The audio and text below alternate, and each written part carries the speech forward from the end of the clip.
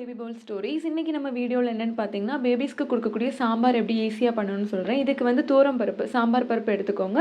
ஒரு 4 to 5 times நல்லா wash பண்ணிக்கோங்க. இதுக்கு தேவையானது என்னெல்லாம்னா, ஒரு துண்டு தக்காளி, இதில் வந்து நல்ல சீட்ஸ் எல்லாம் ரிமூவ் பண்ணிக்கோங்க. பண்ணிவிட்டு ஒரு சின்ன கார்லிக், வெள்ளை பூண்டு ஒரு 4 கட் பண்ணி போட்டுக்கோங்க.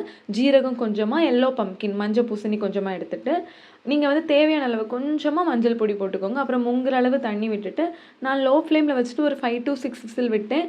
எனக்கு வந்து கரெக்டாக நல்லா வெந்து வந்துடுச்சு. நீங்கள் வந்து மேஷர் இருக்கு இல்லையா, அதை வச்சு நீங்கள் மேஷ் பண்ணி பார்த்தாலே உங்களுக்கு தெரியும். நல்ல சாஃப்ட் அண்ட் பேஸ்டியாக நல்ல அழகாக வந்து வெந்து வந்திருக்கும். ஸோ இந்த ஸ்டேஜில் நீங்கள் வந்து இதை வந்து ரெடி ஆகிடுச்சு. இதை எடுத்து மாற்றி வச்சுக்கலாம். ஒரு நார்மல் ஒரு பாத்திரத்தில் வச்சுட்டு, நீங்கள் வந்து பிரேக்ஃபாஸ்ட் இட்லிக்கு வந்து இதை நீங்கள் நல்லா பிசைஞ்சு கொடுத்துக்கலாம். அப்படி இல்லைன்னா நீங்கள் லஞ்சுக்கு கூட இதை கொடுத்துக்கலாம். நம்ம நார்மலி சாப்பிடுவோம்லே சாப்பாடு ரைஸ், அதை கொஞ்சமாக எடுத்து இந்த சாம்பார் நீங்கள் ஆட் பண்ணி நல்லா மேஷ் பண்ணி கூட பேபிஸ்க்கு கொடுத்துக்கலாம்.